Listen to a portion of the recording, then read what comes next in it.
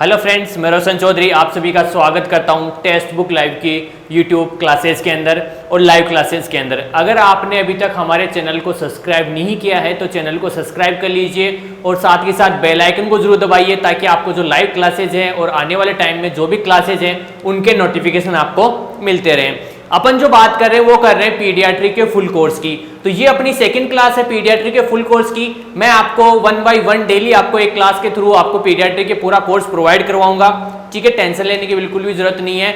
ये इसके अलावा मैं आपको बता दूं हमारी ऑफिशियल वेबसाइट www.testbooklive.com पे आप जाके free of cost test series join कर सकते हैं। और हमारी मोबाइल ऐप, अगर आपको हमारी मोबाइल ऐप चाहिए तो आप प्ले स्टोर पे जाइए और प्ले स्टोर पे सर्च कीजिए। एक ही वर्ड में आपको सर्च करना है टेक्स्ट बुक लाइव, फिर आपको हमारी ऐप है वो आपको वहां पे मिल जाएगी। अगर फिर भी आपको इन दोनों से रिगार्डिंग या फिर किसी भी कोर्स से रिगार्डिंग अगर आपको कोई भी इंफॉर्मेशन चाहिए तो हमारे सपोर्टिंग नंबर 8696861861 पर आप मैसेज या कॉल कर सकते हैं, व्हाट्सएप मैसेज कर सकते हैं इसके थ्रू।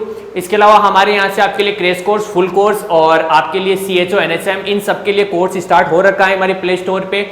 हमारी जो ऐप है उसके ऊपर हो रखा है, उसकी डेमो क्लासेस भी वहाँ पे आपकी मोबाइल ऐप है उसके ऊपर अवेलेबल है, तो आप डेमो क्लासेस भी देखिए और उसके बाद में अपना खुद का असेसमेंट कीजिए। चलो अपनी क्लास स्टार्ट करते हैं। अपन जो बात करेंगे वो करेंगे आपकी पीडियाट्रिक की सेकेंड क्लास की। प्रीवियस क्लास में अपने इंट्रो पढ़ा था, अब अपन बात करेंगे,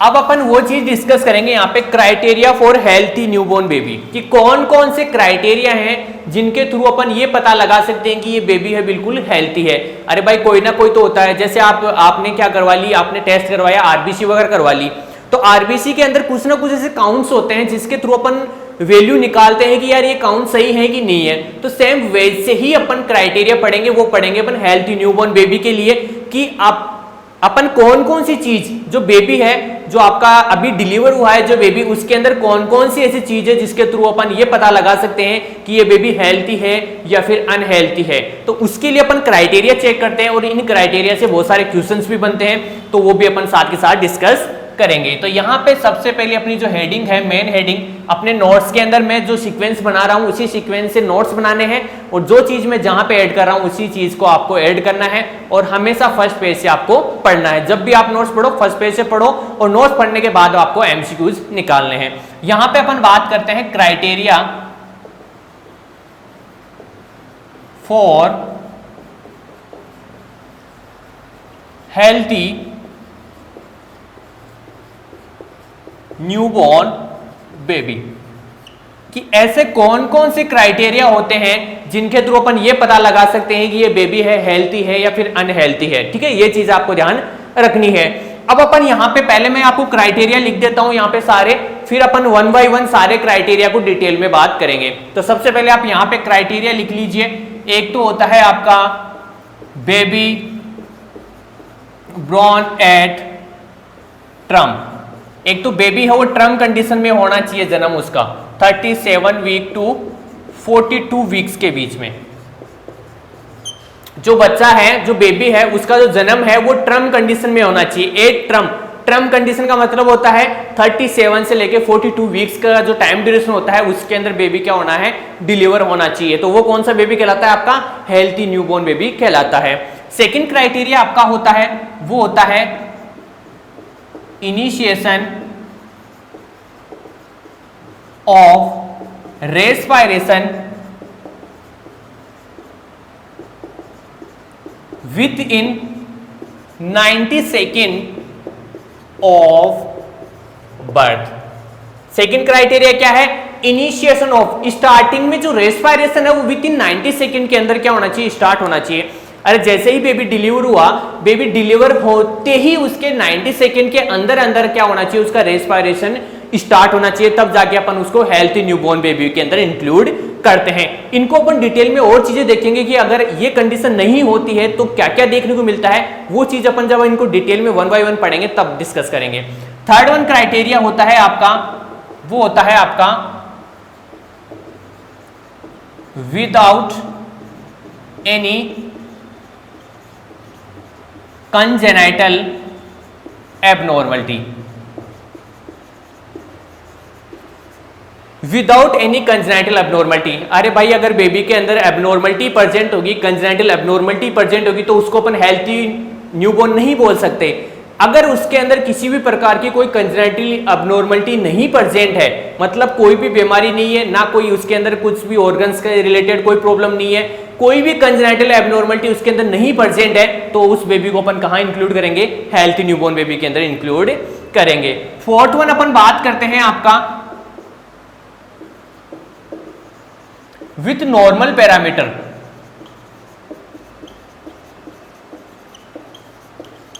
नॉर्मल पैरामीटर्स कौन कौन से होते हैं आपके? जैसे पल्स हो गया, रेस्पिरेशन हो गया, टेम्परेचर हो गया, ये सारी चीजें कैसी होनी चाहिए? बिल्कुल नॉर्मल होनी चाहिए। जो आपका बेबी डिलीवर हुआ है उसकी ये सारी चीजें क्या होनी चाहिए? नॉर्मल होनी चाहिए।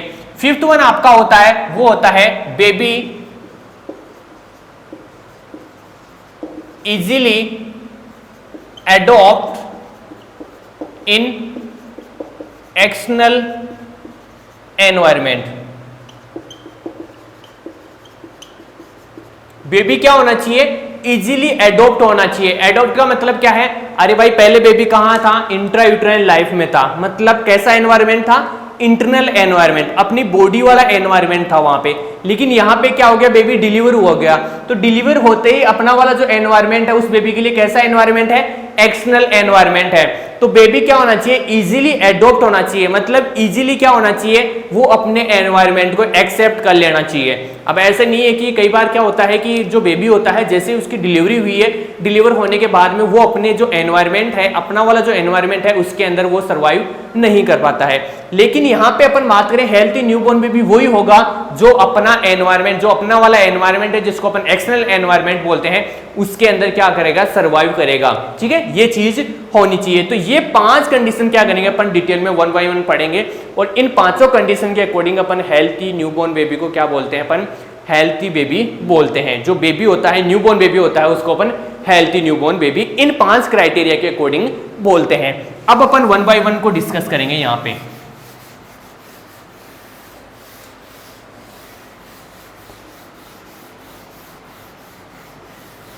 यहां से क्वेश्चन बहुत सारे बनते हैं, वो अपन सारे डिस्कस करेंगे। यहां पे सबसे पहले अपन बात करेंगे, फर्स्ट मैंने बताया था आपको बेबी ब्रॉन एट ट्रम। तो एट ट्रम कौन सा हो गया? 37 टू 42 वीक्स का जो टाइम ड्यूरेशन होता है वो कौन सा होता है? एट ट्रम के अंदर इंक्लूड होता है। अब यहां से अपन बात करते हैं बिफोर 37 वीक। बिफोर 37 वीक अगर डिलीवरी होती है तो उसको अपन क्या बोलते हैं? Pre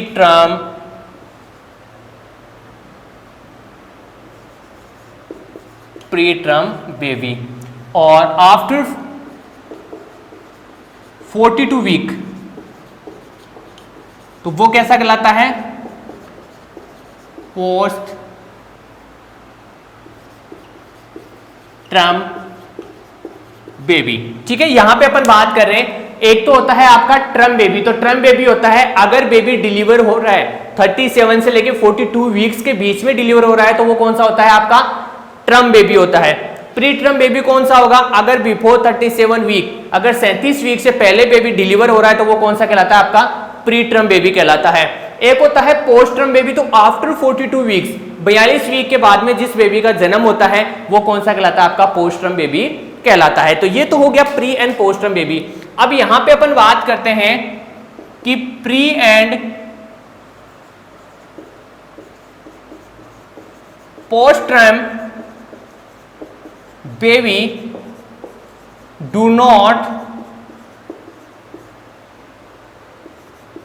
do not include in healthy newborn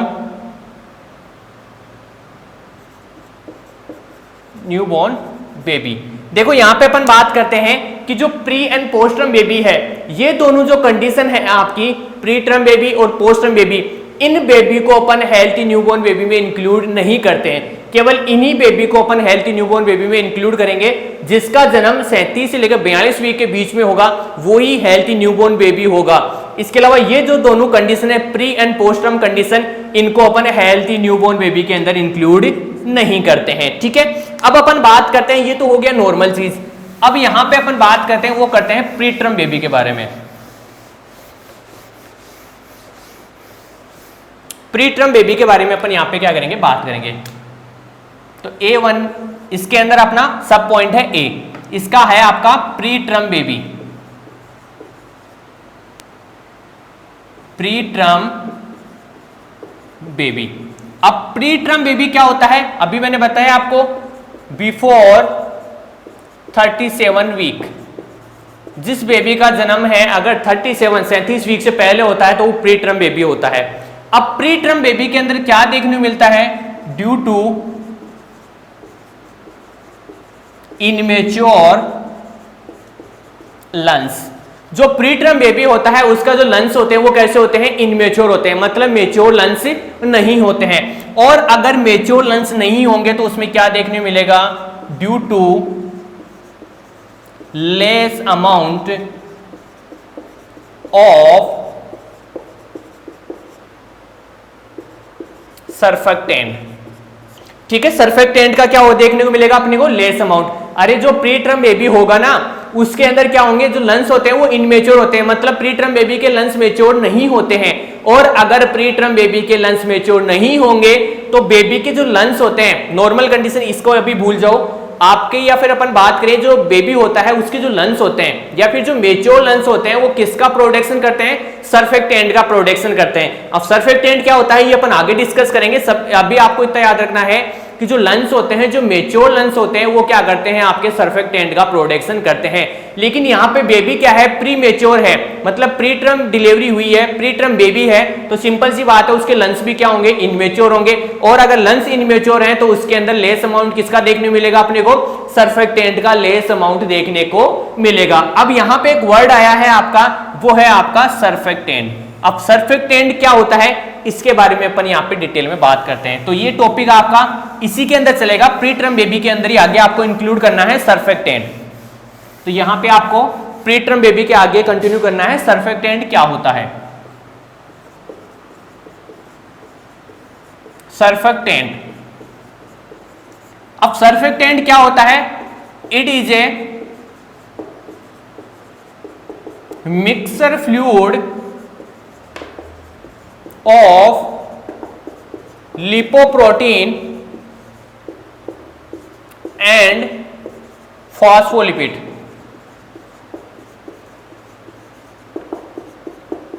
ये क्या होता है, एक मिक्सर फ्लूइड होता है। जो सर्फेक्टेंट होता है ना, ये क्या होता है, एक तरह से मिक्सर फ्लूइड होता है। किस किस से मिलके बना होता है ये, फास्फोलिपिड एंड लिपोप्रोटीन से। एक तो लिपोप्रोटीन से और एक फास्फोलिपिड से, इन दोनों से मिलके, इन दोनों को मिक्सर होने से क्या बनता है, आपका सर्फेक्टेंट बनता है। अब सर्फेक्टेंट के अंदर अपन आगे बात करें तो ये क्या करता है, इसका प्रोडक्शन कहां से होता है, तो प्रोडक्शन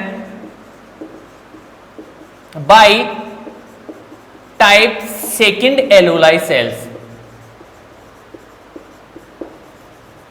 जो एलुलर सेल्स होती हैं, जो टाइप सेकंड की जो एलुलाई सेल्स होती है वो क्या करती हैं, किसका प्रोडक्शन करती हैं, अरे लंग्स के अंदर 3 टाइप्स की सेल्स प्रेजेंट होती है, एलुलाई सेल फर्स्ट, सेकंड, थर्ड। तो उसमें से जो सेकंड नंबर वाली जो एलुलाई सेल्स होती है लंग्स के अंदर, वो क्या करती है, किसका प्रोडक्शन करती है, आपके सर्फेक्टेंट का करती है। और सर्फेक्टेंट किस किस से मिलकर बना होता है, लिपोप्रोटीन एंड फास्फोलिपिड से मिलके बना होता है।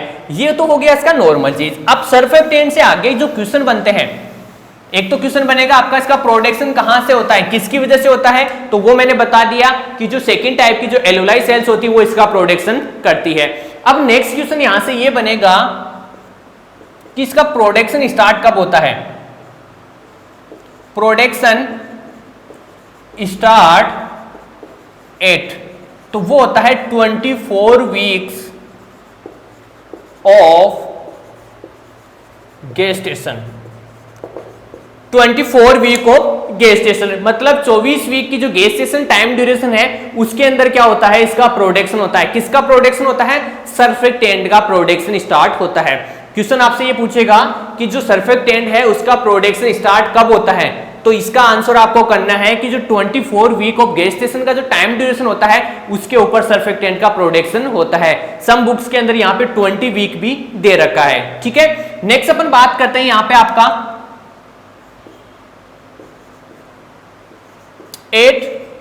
28 वीक। 28 वीक पे अपन रेशियो चेक करते हैं। वो किस किस का रेशियो चेक करते हैं? LS ratio.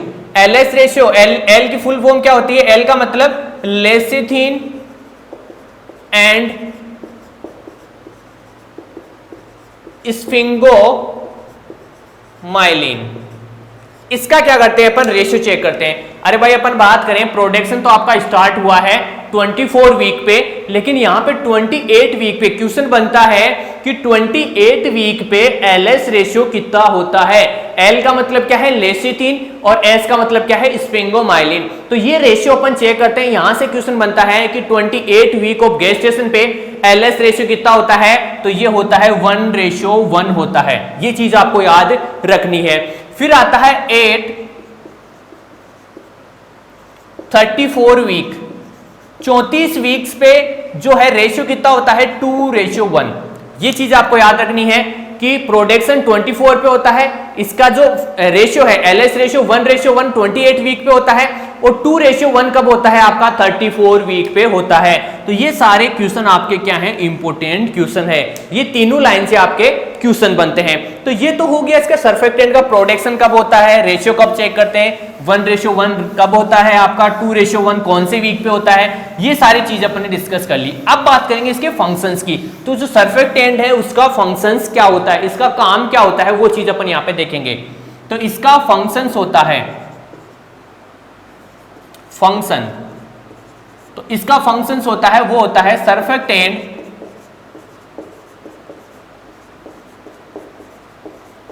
reduce the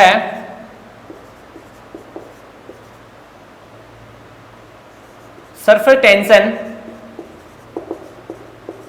of alveoli and prevent from collapse। Collapse होने से क्या करता है? प्रिवेंट करता है। अरे लंग्स के अंदर क्या प्रेजेंट होती है? ऐसी एल्वोलाई प्रेजेंट होती हैं। ठीक है, एल्वोलाई प्रेजेंट होती हैं। तो ये क्या करता है? जो सर्फेक्टेंट होता है ये क्या करता है? इन एल्वोलाई को क्या करता है? पिचकने नहीं देता। मतलब इनको देखो, अपन बात करते हैं कि यहां पे अपन बात करें, ये तो कर रहे हैं नॉर्मल कंडीशन की बात कर रहे हैं। अब एबनॉर्मलिटी कंडीशन की भी अपन बात करेंगे। तो सिंपल से आपको याद रखना है कि जो नॉर्मल कंडीशन होती है उसके अंदर जो सर्फेक्टेंट होता है वो क्या करता है? रिड्यूस करता है। क्या रिड्यूस करता है? सरफेस टेंशन रिड्यूस करता है। जैसे ये एल्वोलाई है, ठीक है, तो इसका ये जो सरफेस टेंशन होता है इसको क्या करता है? ये रिड्यूस करता है, और उसकी वजह से क्या प्रिवेंट देखने को मिलता है अपने को? ये कोलैप्स होने से प्रिवेंट होती है। ये क्या होती है? अगर सर्फेक्टेंट नहीं होता तो ये क्या करती है? कोलैप्स हो जाती हैं, मतलब ये आपस में चिपक जाती हैं। तो ये क्या करता है? इनको चिपकने से प्रिवेंट करता है, मतलब कोलैप्स होने से क्या करता है? प्रिवेंट करता है। अब ये तो हो गया आपका नॉर्मल फंक्शंस। अब यहाँ पे बात करें कि अगर प्री टर्म बेबी है और उसके अंदर सर्फेक्टेंट का लेवल कम है, क्यों? क्योंकि उसके मैच्योर लंग्स है वो क्या है? मैच्योर नहीं हुए। भाई प्री टर्म बेबी है तो सिंपल सी बात है उसके लंग्स मैच्योर नहीं होंगे, और लंग्स मैच्योर नहीं होंगे तो उसके अंदर सर्फेक्टेंट का प्रोडक्शन भी बिल्कुल कम होगा। तो उस कंडीशन में अपने को क्या देखने को मिलेगा? तो ये इंपोर्टेंट करके आप लगा लेना कि अगर कंडीशन क्या है? प्री टर्म बेबी है, इनमेच्योर लंग्स है और लेस अमाउंट ऑफ सर्फेक्टेंट, मतलब ये कंडीशन है। तो आपको क्या देखने को मिलेगा वो अपन यहाँ पे डिस्कस करेंगे। तो यहाँ पे देखने को मिलेगा इन प्री टर्म बेबी, नोट्स बिल्कुल अच्छे नोट्स हैं, आप बस क्लास को लाइक एंड शेयर जरूर कीजिएगा। लेस अमाउंट ऑफ सर्फेक्टेंट, अगर प्री टर्म बेबी है और उसमें क्या है? लेस अमाउंट है। किसका लेस अमाउंट है? सर्फेक्टेंट का लेस अमाउंट है। तो उस कंडीशन में क्या होगा आपका? Increase surface tension of alveoli. Alveoli का क्या हो जाएगा? सरफेस टेंशन इंक्रीज हो जाएगा, और अगर उसका सरफेस टेंशन इंक्रीज हो जाएगा तो एल्वोलाई क्या हो जाएगी? कोलैप्स हो जाएगी। Alveoli become collapse. अभी मैंने बताया ना थोड़ी देर पहले नॉर्मल कंडीशन में ये क्या कर रहा था, जो सरफेक्टेंट होता है ये सरफेस टेंशन एलोलाई के सरफेस टेंशन को कम कर रहा था, लेकिन यहाँ पे क्या है, इसका अमाउंट कम है। तो अमाउंट कम है तो सिंपल सी बात है सरफेस टेंशन बढ़ेगा, और अगर इसका ये जो सरफेस टेंशन बढ़ेगा एलोलाई का, तो यहाँ पे क्या देखने मिलेगा अपने को, एलोलाई कोलैप्स देखने को मिलेगी। अब यहाँ पे आगे अपन बात करते हैं, अगर एलोलाई कोलैप्स हो जाती है तो उस कंडीशन में क्या होता है। यहां से आगे आपको कंटिन्यू करना है कि एलोलाई कोलैप्स हो गई तो उसके बाद में क्या होगा, एलोलाई कोलैप्स हो गई जैसे ही उसके बाद में होगा आपका in collapse alveoli do not enter air and no gases exchange, no gases exchange, और उस कंडीशन में क्या देखने मिलेगा, डिक्रीज O2 लेवल।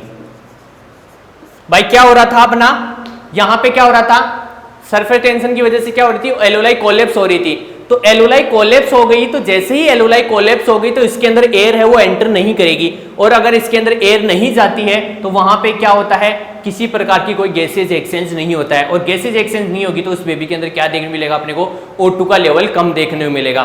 तो ये क्लास अपनी है यहाँ पे अपन फिनिश करते हैं। अब यहाँ पे मैं आपको बता देता हूँ, इस चैनल को ज्यादा से ज्यादा आप शेयर कीजिएगा और प्लीज सब्सक्राइब कीजिएगा, और इसके अलावा क्लास को लाइक भी करिए, अपने जितने भी फ्रेंड सर्किल है उन सब में करिएगा, क्योंकि यहाँ से मैं आपको है वो फ्री ऑफ कॉस्ट आपको यहाँ से पीडियाट्रिक के जो फुल कोर्स है वो मैं यहाँ से प्रोवाइड करवा रहा हूँ। इसके अलावा हमारी जो वेबसाइट है www.testbooklive.com पे जाके आप free of cost test series join कर सकते हैं, और हमारी जो मोबाइल ऐप है वो आप हमारे प्ले स्टोर से आप डाउनलोड कर सकते हैं। आपको एक वर्ड में सर्च करना है टेस्ट बुक लाइव, और हमारी मोबाइल ऐप आपके सामने प्ले स्टोर पे होगी, उसको डाउनलोड करिए। उसके अंदर आपके लिए है जो कोर्स के लिए demo classes free of cost upload कर रखी है। इसके अलावा हमने क्रैश कोर्स, फुल कोर्स और CHO NHM इन सब के लिए कोर्स स्टार्ट कर रखा है, तो आप वो भी ज्वाइन करिए। अगर फिर भी कोई आपको प्रॉब्लम होती है तो हमारे सपोर्टिव नंबर 8696861861 पे आप व्हाट्सएप मैसेज या कॉल कर सकते हैं। ठीक है फ्रेंड, अभी के लिए इतना ही, मिलते हैं नेक्स्ट क्लास में इसी टॉपिक को आगे कंटिन्यू करते हुए। Thank you so much.